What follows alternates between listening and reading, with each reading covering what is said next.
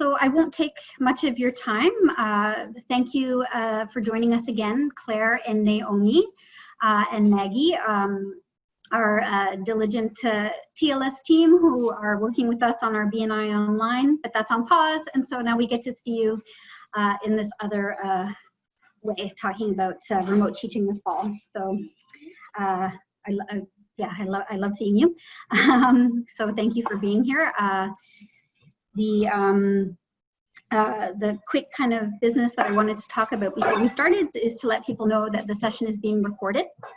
Again, just like it was last week, our agenda will be approximately the same, where for the first hour-ish, we'll let Claire and Naomi lead us through a presentation that they've prepared about assessment. We're talking about assessment today.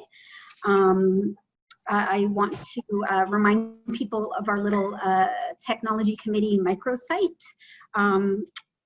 We are in the process of updating it to try to make it a little bit more clear and really to steer people towards what we consider to be our school-specific resources, including the central resources. So we mentioned TLS, we talk about IT, we talk about the Online Education Initiatives Office, we talk about your TechCom committee, and we talk about the administrative support that we already rely on, but the fact that they've bolstered up a little bit of their support, or they're working on doing so right now, getting ready to be able to help us this fall.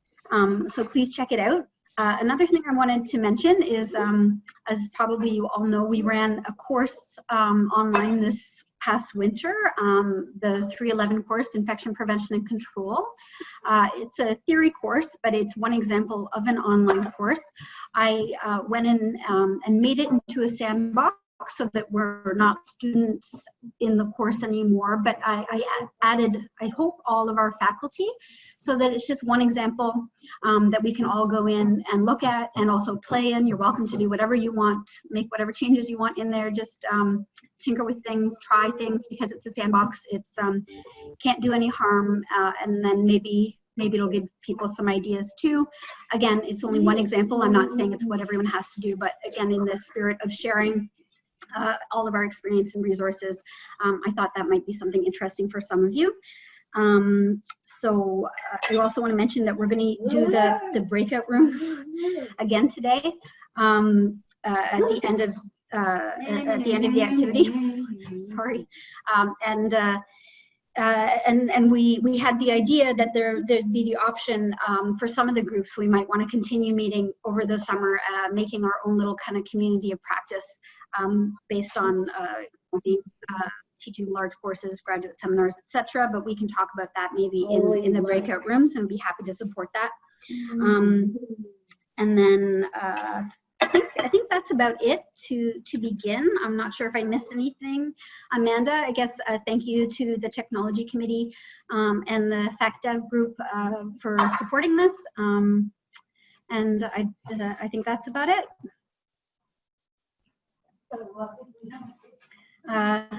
Okay, so again, in the spirit of time, whenever you're ready, Claire and Naomi, we look forward to hearing everything and anything you have to say. Thanks, Kate. I'm just gonna set up sharing my screen here.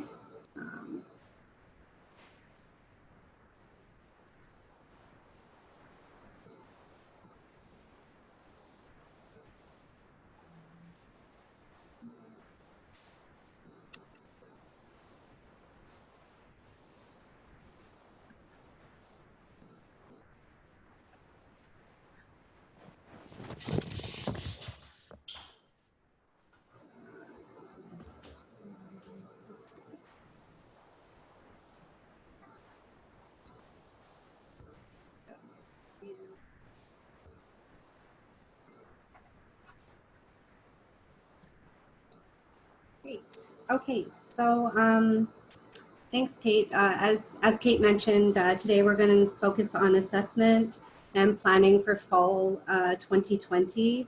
We have 4 main topics that we are going to cover. Oops, sorry, you guys. I'm just trying to move something out of the way here.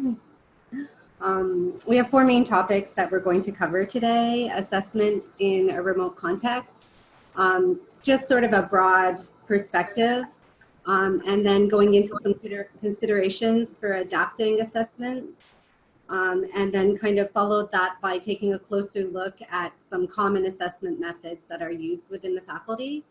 And then lastly, making the most of technology. Just a very quick overview of some of the tools available from McGill. So to start, we're just going to do a little quick review of types of assessments. The first being diagnostic, which is used to assess students' current knowledge and identify misconceptions around a topic or a concept. Given the disruption to classes in winter 2020, this might be particularly relevant and useful to identify any gaps in your students' learning from both students that were at McGill as well as CEGEPs who also experienced that disruption. The other nice benefit is it can also help students to identify areas that they need to focus if they're if they notice that they are weak in a particular area. The second is formative assessment. By this we mean small assessments that provide ongoing feedback to students to guide their learning. It can be graded or ungraded, and the benefits are multiple. It can help prepare students to succeed on a formal assessment by giving them giving them exposure to the types of questions that they'll see on a summative assessment. And it can also give them a chance to the technology that you're using for an assessment so that it removes that level of stress when they actually come to the assessment activity. Also good for correcting misconceptions early in the learning process for students and to help them develop self-monitoring skills and self-efficacy.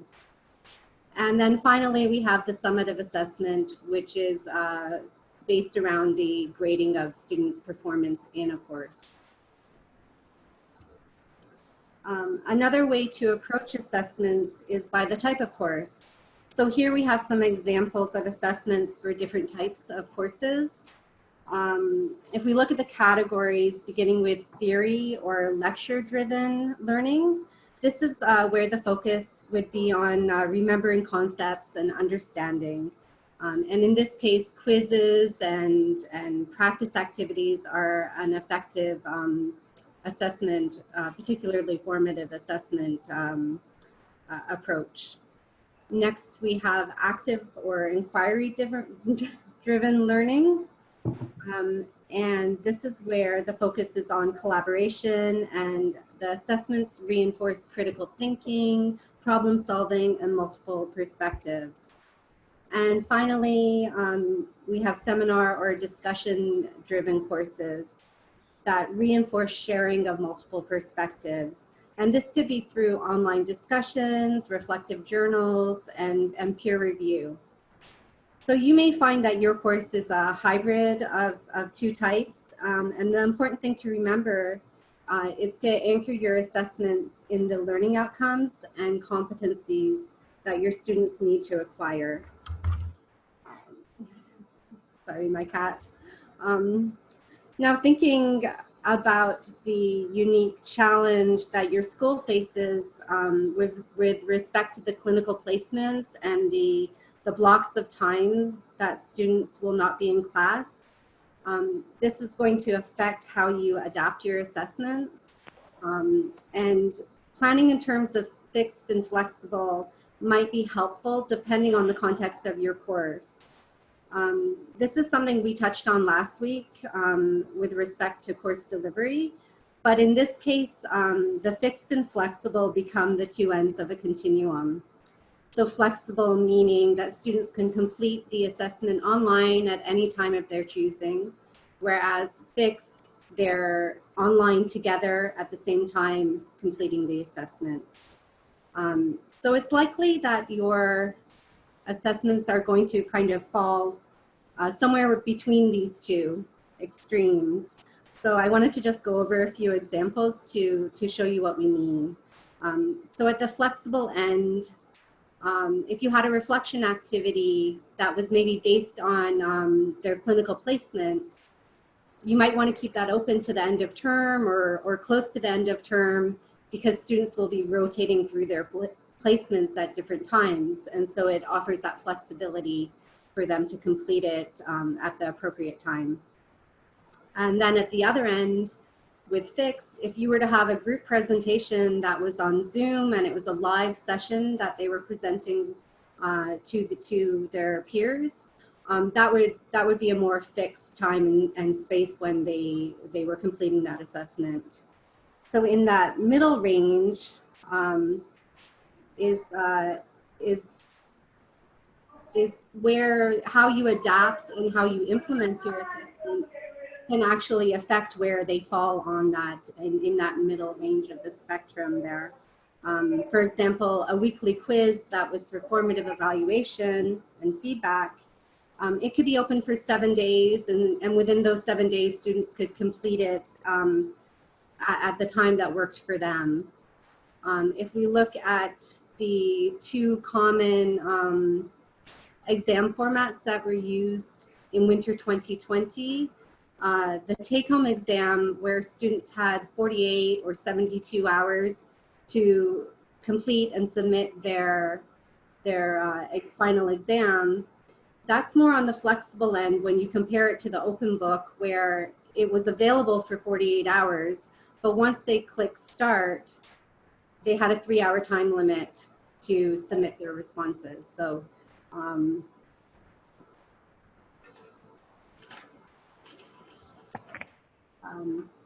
sorry, I lost my notes there.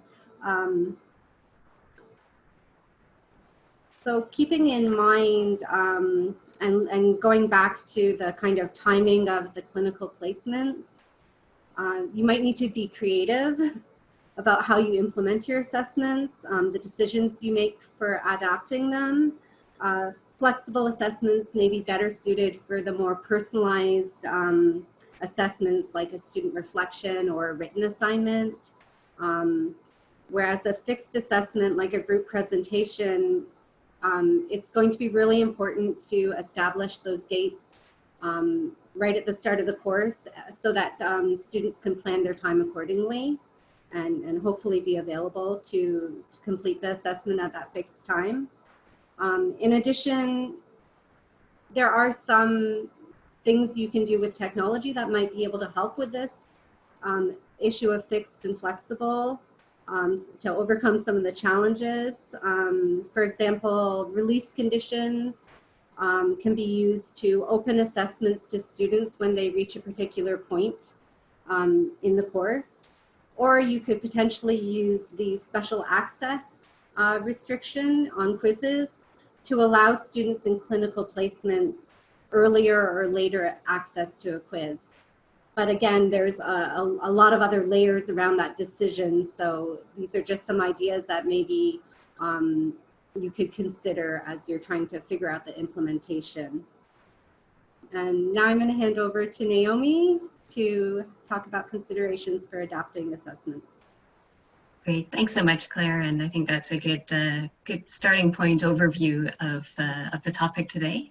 And as Claire's mentioned, I'll be going into some of the considerations for adapting assessments, but really keeping our remote context in mind. And so as you look over your course outline, your grading scheme, there are some questions that you might want to start asking yourself to know where to focus on what needs to be adapted. So here's a list of some questions that you can ask yourself, but I'm going to draw your attention to a couple of them. When it comes to the major assessments, consider how they might be able to be broken down into smaller parts. And there's a couple of reasons for this. Certainly helping to keep students on track being an important one. Again, when they're studying and learning remotely, having those milestones will be important as they're also getting used to kind of managing their own time in a context which may be more isolating. As well, it's important to have really clear expectations for the grading. And so this can come in various formats. You could think about providing a rubric up front so that they know what the expectations are for, getting a high grade and what the components are that inform the marking. But also it can be helpful to have examples of students' work so they see what an example of excellence looks like, and can, again, work towards that accordingly. So another consideration, again, acknowledging the context with the clinical periods that will need to be accommodated throughout the term, is considering flexibility. So a couple of examples here. You can think about having perhaps a series of assignments, again, breaking down big assignments into smaller components. And students could be given the option of choosing, say, 3 out of 5, and they would be weighted proportionately. Now, I'd certainly recommend that they be required to make this decision at the start of the term so that, you know, it's clear and there's not kind of going back and forth about which 3 assignments they're choosing. But the benefit of this is that it gives students some agency. It can allow them to choose potentially assignments that they feel more comfortable with that particular format, or topics that they find particularly relevant for them. Another example of flexibility would be allowing students to drop the lowest grade of a series of quizzes. And this has a couple of benefits. It's certainly, you know, we're not always on our A game, and so it can be reassuring for students. But we've also heard from some of your colleagues that this can be helpful as well for your workload, as you may receive less emails from students who are concerned about missing a quiz date or you know, poor performance on a particular quiz. So it allows this kind of buffer for both you and your students. Okay, so we wanted to as well talk about academic integrity, acknowledging that as we move to the remote context, this is always important, but in the remote context, it is a different context. So switching our thinking around, okay, well, how do we continue to support this and what are some of the parameters? And I think it's important to start with talking to students about academic integrity. So creating an environment where it's acknowledged, and one of the ways of highlighting this is linking it to not only how you value it in the course, but also how it links back to professionalism and as it applies to nursing. As well, it's important to be really explicit about individual work so that students don't make assumptions about working together on tasks when it's really an individual one, but also letting them know when you expect collaboration. So having that clearly defined.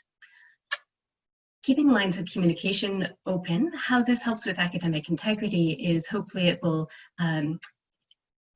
indicate to students that if they're struggling with meeting a deadline, if something comes up, that they will contact you first before looking to alternate means of completing the assignment. And I want to acknowledge as well that having an honor code, it has been shown that it can reduce the incidence of cheating, particularly when placed at the beginning of an exam.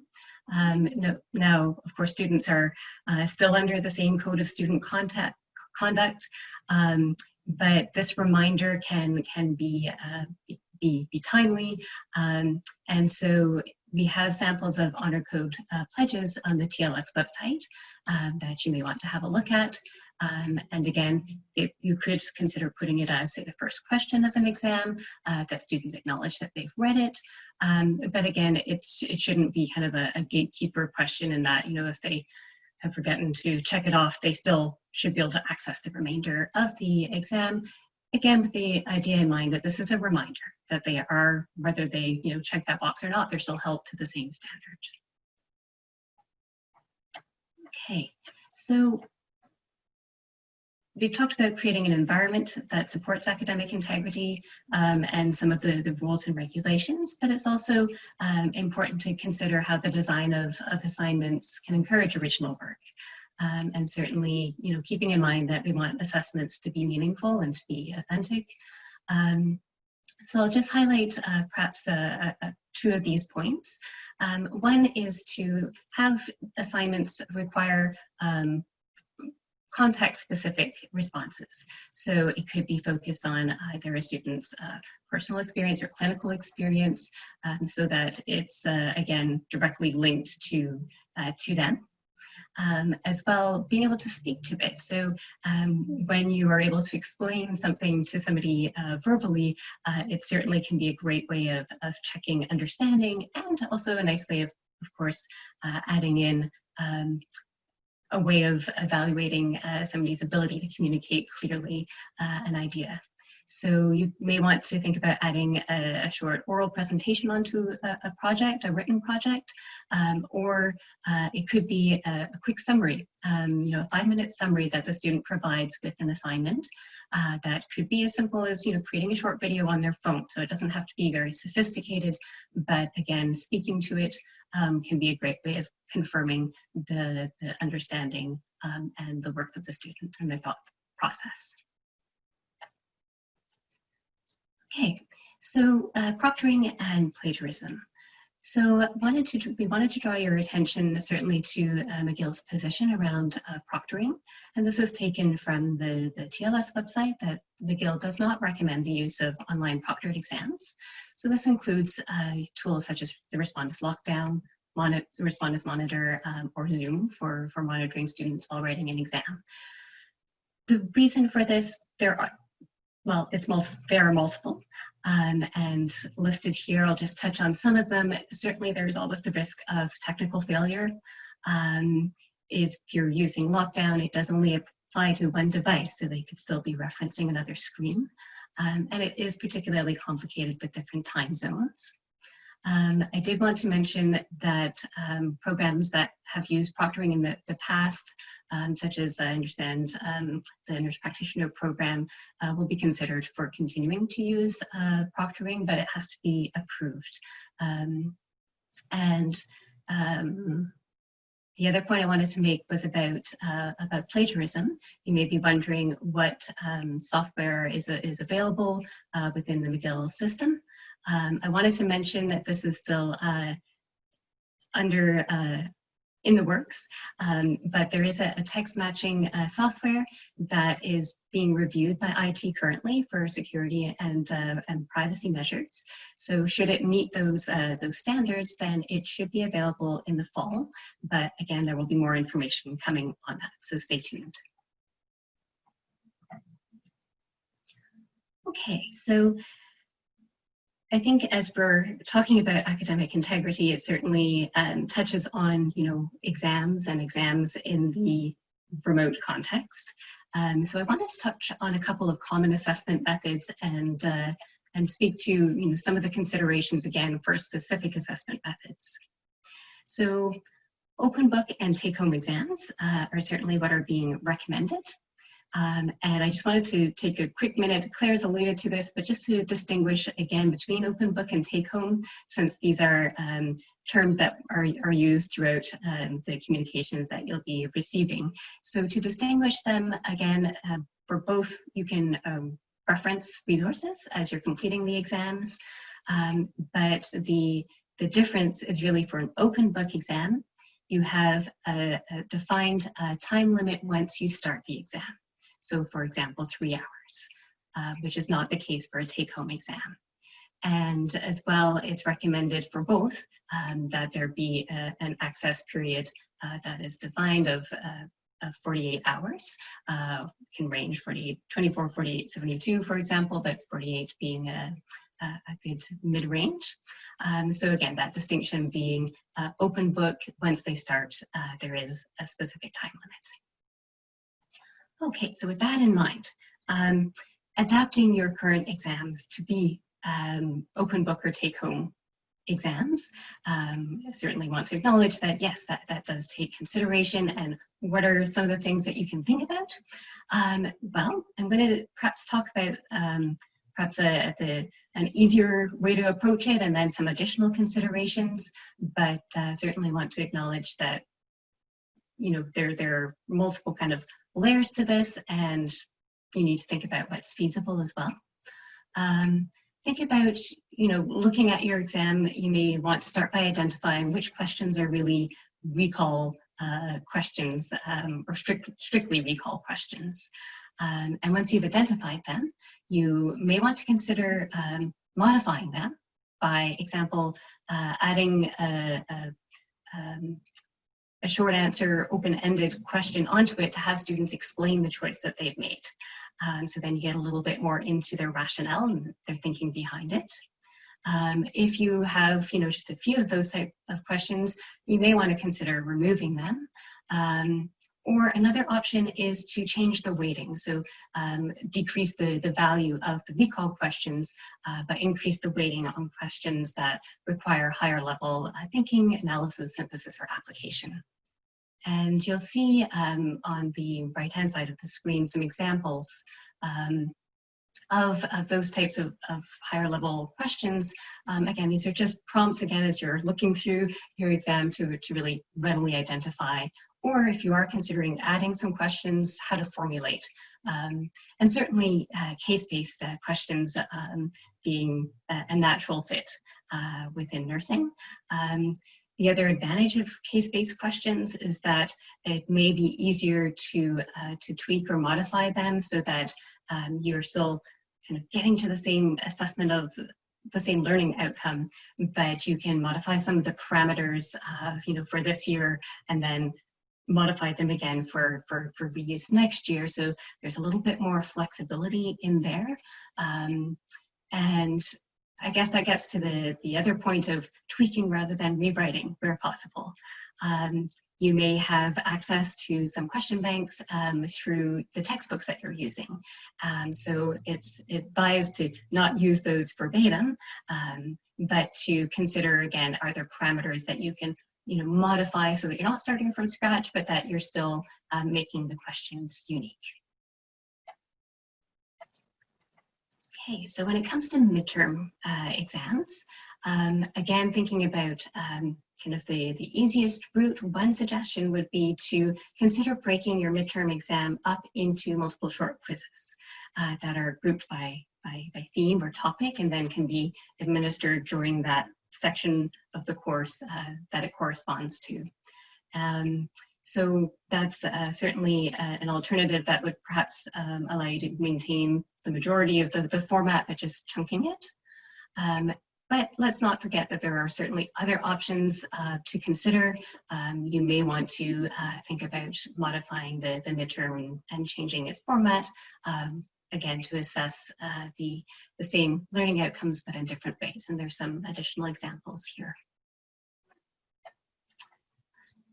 Now, discussion boards are certainly an interesting option. I know that discussions are certainly a large part of the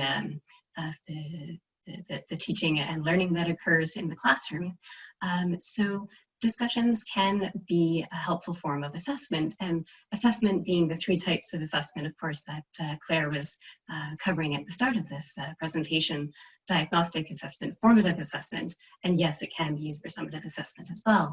But diagnostic assessment with discussion boards might come in the form of a Q&A forum, where we might have common questions. It can be a way of ascertaining students' understanding or identifying misconceptions that you want to correct or discuss sooner rather than later. When it comes to formative assessment, here you've got a number of interesting options when it comes to discussion boards using ungraded indicators. So it might be, directing students to respond to each other using a particular format. So I know one that has been used is the 3-2-1 response system. So students will, say, identify 3 ideas that they find interesting in their peers' posting, and then they may identify 2 ways to either apply it, or what's of interest to them to kind of further that discussion, and then 1 question or 1 point that's not clear. So in this way, you've got structure, and the feedback can be more hopefully useful for both the person who's has made the original post, but also who is processing the information of the post that they're reading. Some other neat features that are available in my courses are actually upvoting or even downloading not comments, but posts made by other students.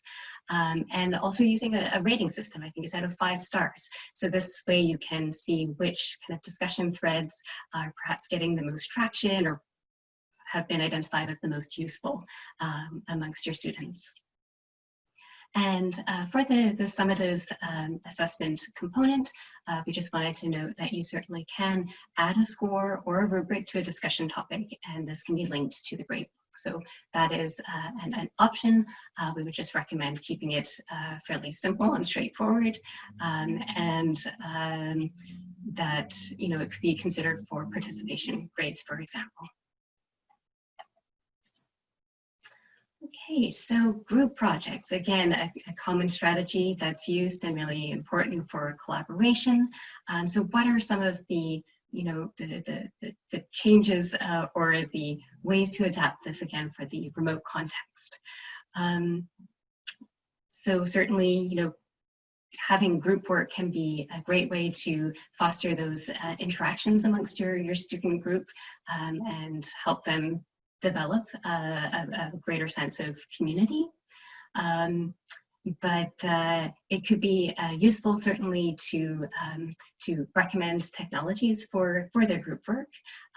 For example, they may benefit from using Microsoft Teams, where they can, both have their chat, their conversations, as well as sharing documents.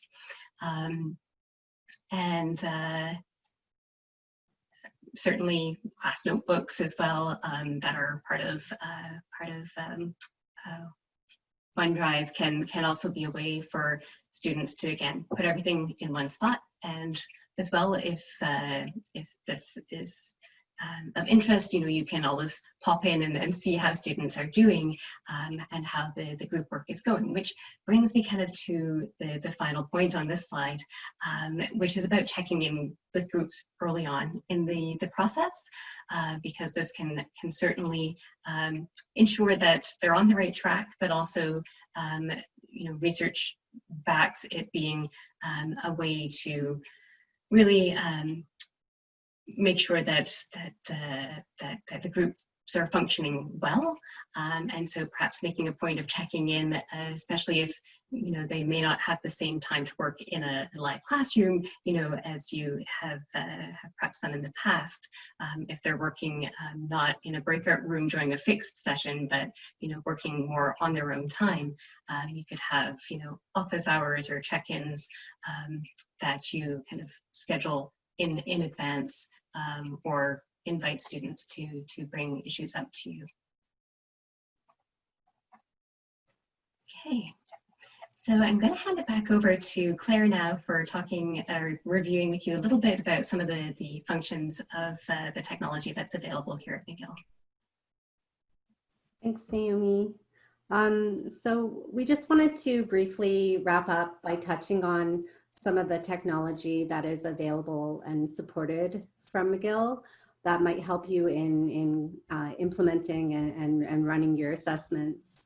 The first segment is the assessment tools in my courses. So the 2 main tools for assessment are quizzes and assignments. Quizzes, you have 11 different question types. Some have our student selected responses versus student generated responses. And there are opportunities for auto grading within the different question types. There is a webinar from TLS on assessment being offered in the next, this week and the coming weeks, that goes into a little bit more detail about these 2 tools that you may want to check out.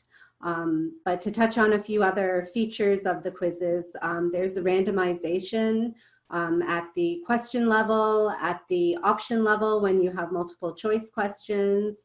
If you have any courses where there's any sort of formula, there's an arithmetic question that can be created so that variables are replaced with randomly generated numbers, and then each student would receive a unique question. So I don't know how applicable it would be to nursing, but there might be the odd course where this could be adapted for. And the settings within quizzes are related to the time limits and the availability, and this is particularly useful for exams, the take-home or the open book exam. And just to remind you that if you are doing open book and there is a 3-hour time limit, the quiz tool may be the better choice because it actually has that capability to enforce the time limit, whereas the assignment tool doesn't have that, that time limit restriction. That being said, the assignment tool, in addition to like written reports or lab reports or group projects, being submitted, you can use it for exams, especially if students need to upload any sort of documentation. And this is a case where assignments might be the better tool for you than quizzes because you cannot attach any files to quizzes. Also within assignments, you have your grading rubrics that can be linked to the assignment and then linked to the gradebook. And there's features such as audio feedback where you can record a message giving feedback to the students, which might provide more nuance than what would come across in the written written feedback, and might be a nice connection in the online environment for the students to hear your voice. There's also another tool integrated in my courses called Video Assignments. This is a platform within which students can submit individual and group videos. So if there is a presentation component to your course and it's not required to be live, this might be a tool that could be useful for you. And finally, I wanted to mention the gradebook, just because if you set it up and have sort of like a clear and simple grading scheme, there's a tool that guides you through the setup, and it can be a really big time saver with grading, with submitting your grades. So I thought it was worth mentioning just in the interest of trying to help people manage workloads. And finally, if you have a class of 100 students and maybe you're feeling a little bit hesitant about adding long answer questions to a take-home exam, you could consider using Proudmark. I'm not sure how many of you have heard about this tool. It's a collaborative grading tool. So it allows instructor and TAs to be grading simultaneously online. And you can like assign questions to one particular person to, mark all question 3 of an exam. The other nice thing about this tool is that students can write responses on paper, take a photo and upload an image to Proudmark. Or alternatively, they can upload a Word or PDF document. So if you had a situation where you wanted students to make a diagram or some sort of illustration or label something, this might be allow you to achieve that in the online environment. So there's more information about this tool available on the TLS website. It's integrated into my courses now. So it's click through my courses, and there's guidelines online at TLS on how to do that setup.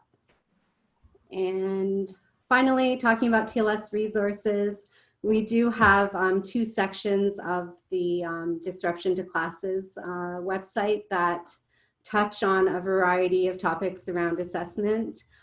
In addition, I wanted to bring your attention to the resource document from the assessment webinar that TLS offered the last week and the week before, called Adapting Your Assessment Strategies for Remote Teaching.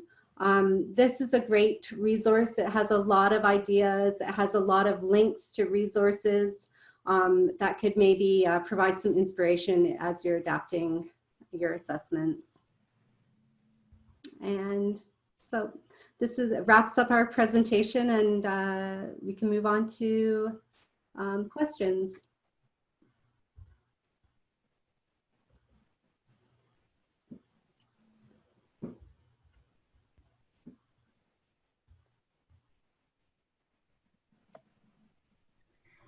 So I know that in all of the various meetings that I've been going to this past week, there were a lot of questions around assessments. I don't know if if people are wanting to ask specifically the team that's with us now about those same questions.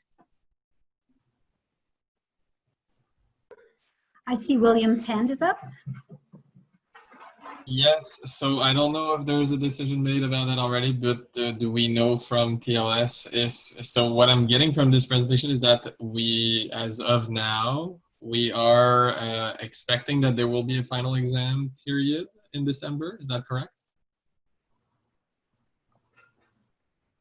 My understanding is that there will be the usual final exam period at the end of the term. Yeah. I mean, it would be within your faculty whether you're required to run a final exam. That's really faculty dependent. And so, you know, with accreditation and your different programs, that's not really something that I would be able to provide guidance on, but it could be worth exploring. Yeah, no, I just meant there's no inhibition or guideline contraindicating that from Central McGill. That's kind of my question. No, no.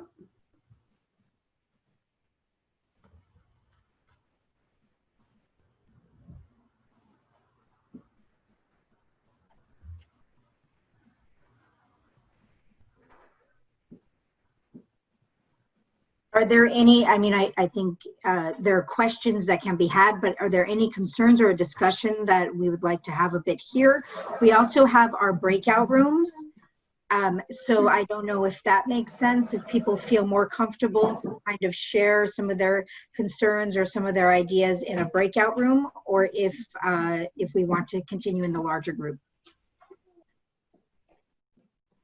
Annie?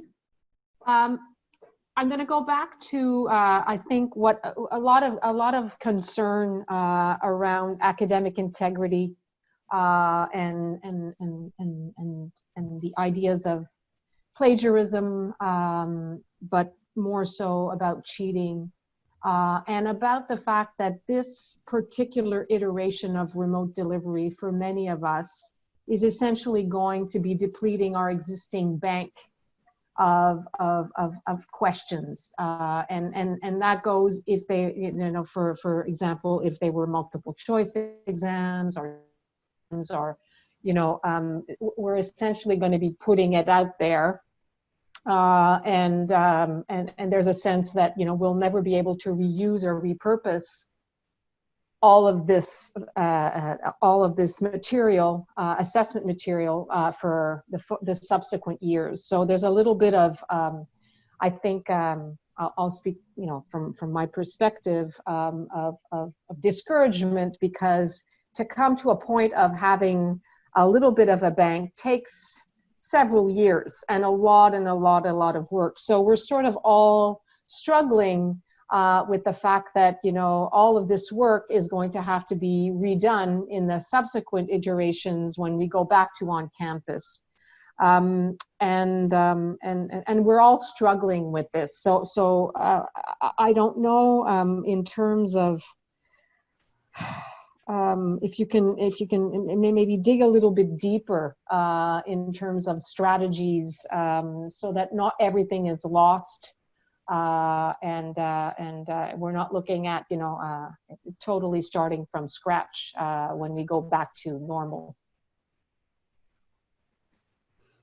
That it's I completely understand the concern. I know how hard it is to write a good question, and then to feel like you're potentially going to have to start that over. I think it comes down to maybe trying to preserve your bank of questions, you know, seeing if there's ways that you can bring in other question types, for example, with the multiple choice question bank. As Naomi mentioned, maybe considering adding, you know, limiting the number of multiple choice that you put on an exam, you know, so maybe only putting, you know, 20 or something, and so it's a lower weight on the exam, but then adding, you know, a few longer case-based questions that they would write a response to. Again, I understand it's a trade-off because then it becomes a question of grading time. So it really is trying to find a middle ground where you're you know, balancing your workload, but also preserving, you know, some of the resources that you need to reuse in years to come.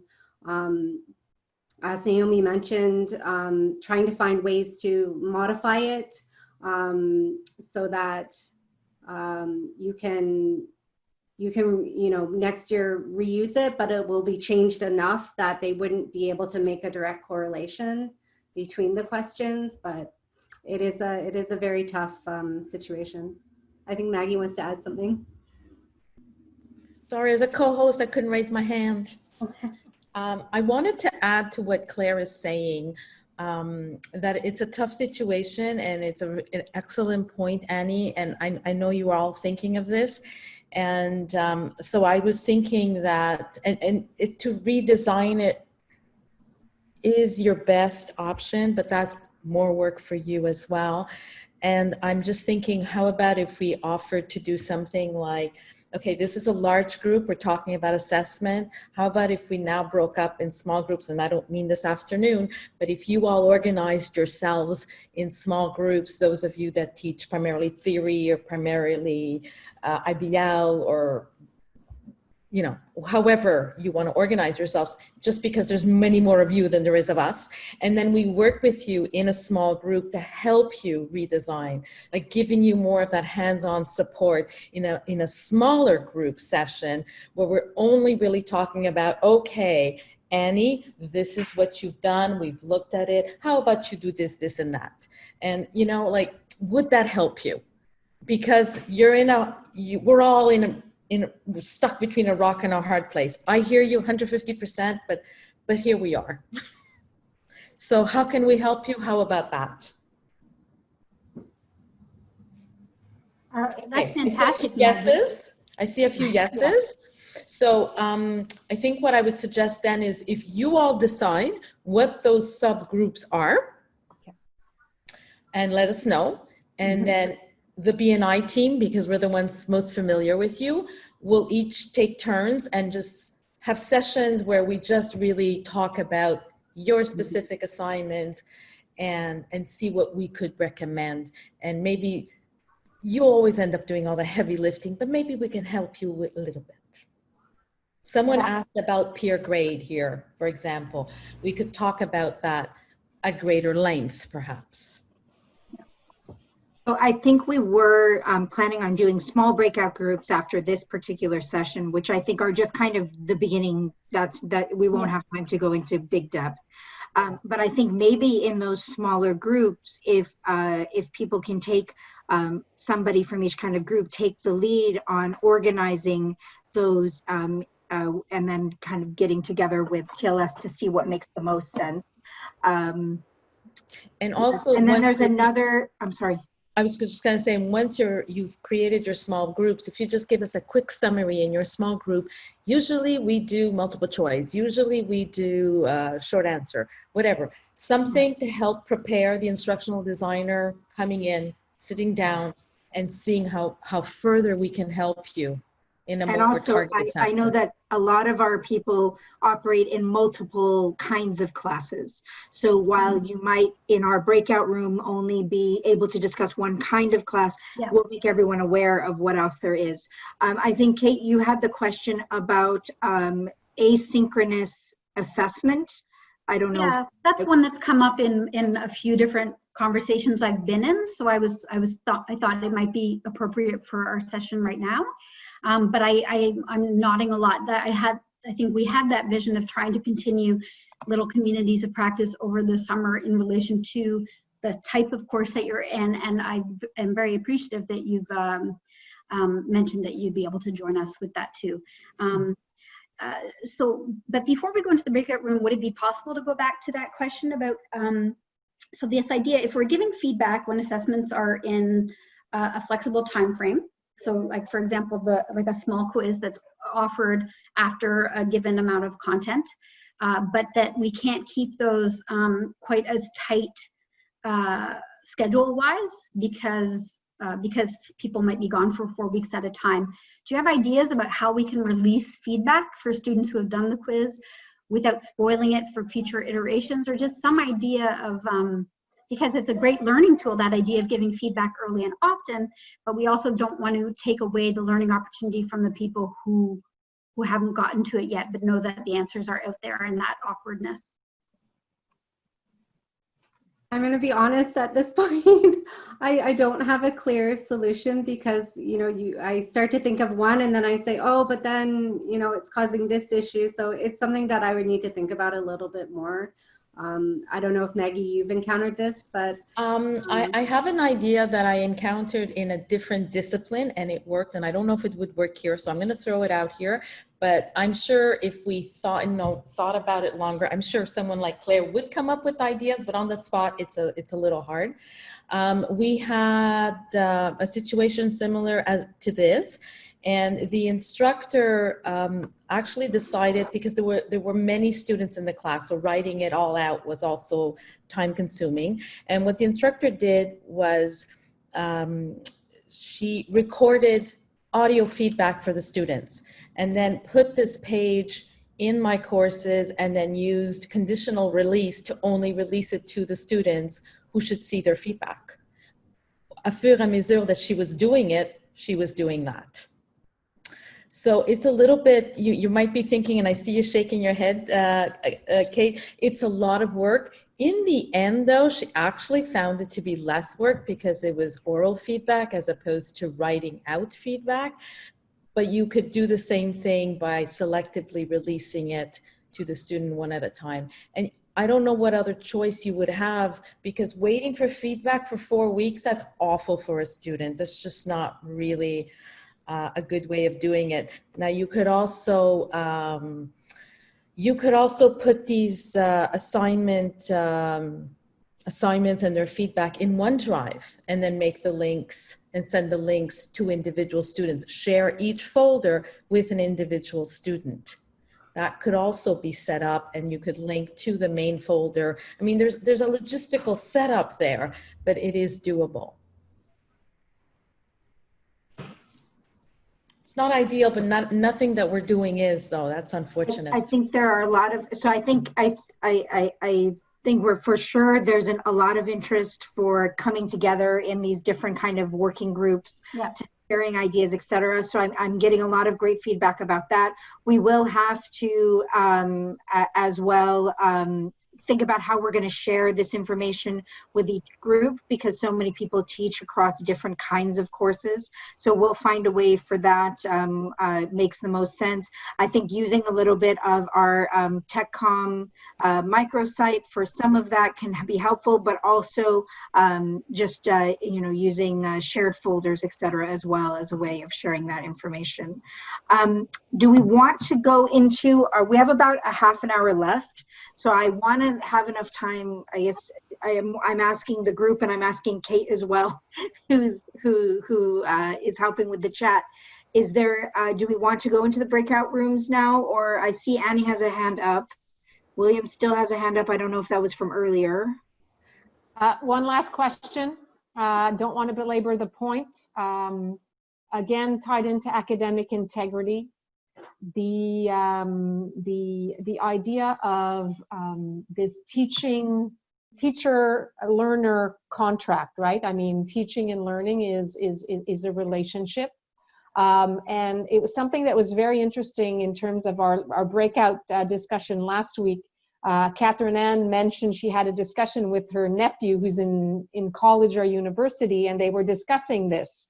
And what it meant for this. I don't know how old your nephew is, and he spoke about, yeah, this happens, and we all do it, but he spoke of a particular example of one of his courses where he would never have even thought of cheating, because from the onset there was a contract that was signed between the instructor and the students with respect to promise of integrity, respective responsibilities and whatnot. So I thought that was really interesting when Catherine Ann shared that. And I was wondering, in terms of TLS and the university, if there is some discussion centrally of such a contract that we could establish with our students.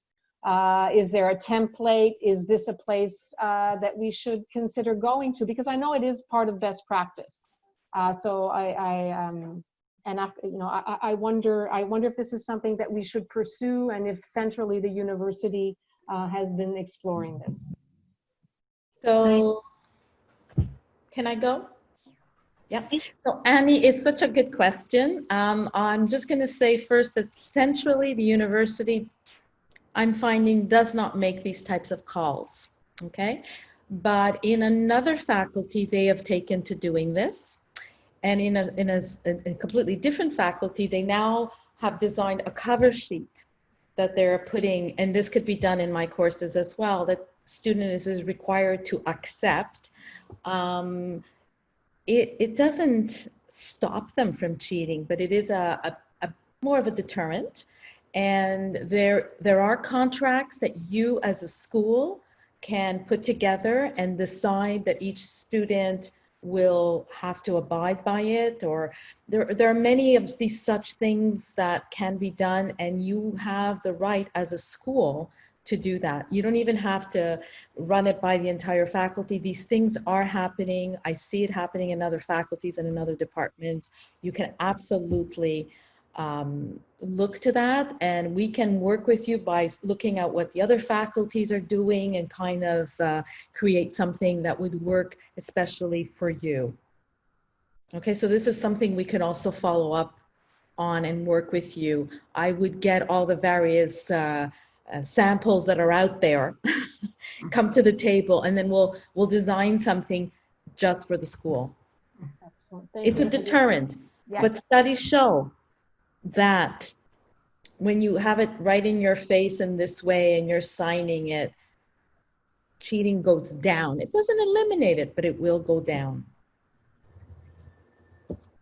I know we have more to discuss in the larger group, but I don't want to take away also from our small groups. There is one thing that everyone received, the kind of draft of some of the principles for, I forget what we called it ultimately. You received that, the principles for remote teaching. That's from the ISoN. It's from us. It's something that we discussed, and a bunch of us kind of did edits to that document. We'd love for everyone to take a look at it, and then as well give us any other feedback so that it can be updated as well into kind of a final version. And so that way we can all be kind of working from the same page. I don't know if somebody else from the group that was working on that has something else to share to that point. And then we can go to our breakout rooms. The only thing is just maybe send your comments and feedback to Helen. Yes, yeah, exactly. Perfect. I'm just seeing if there's anything else. On Monday, there's the undergraduate thing. So people have in the chat, there's some conversation about that. I think it's best if we go to our breakout rooms now, and then we can, from there, take this to kind of further conversations with our friends from TLS, and as well as within the curriculum, different groups. So Kate is in charge of our breakout rooms. I'm thinking yes, because if I'm in charge, we're in big trouble. I haven't done that. So I did organize people to their breakout rooms pretty much how I did it last week. A few of you will be left behind with me, and then I'll sort you accordingly based on what you prefer. So thank you, huge thank you, Claire, Naomi, Maggie, and everyone who's behind the scenes also at TLS. So we very much appreciate you. We don't intend on saying goodbye, because we will keep talking, I think, all summer. So I'll start the breakout rooms now, and thank you everyone for being here. Thank you. Thank you.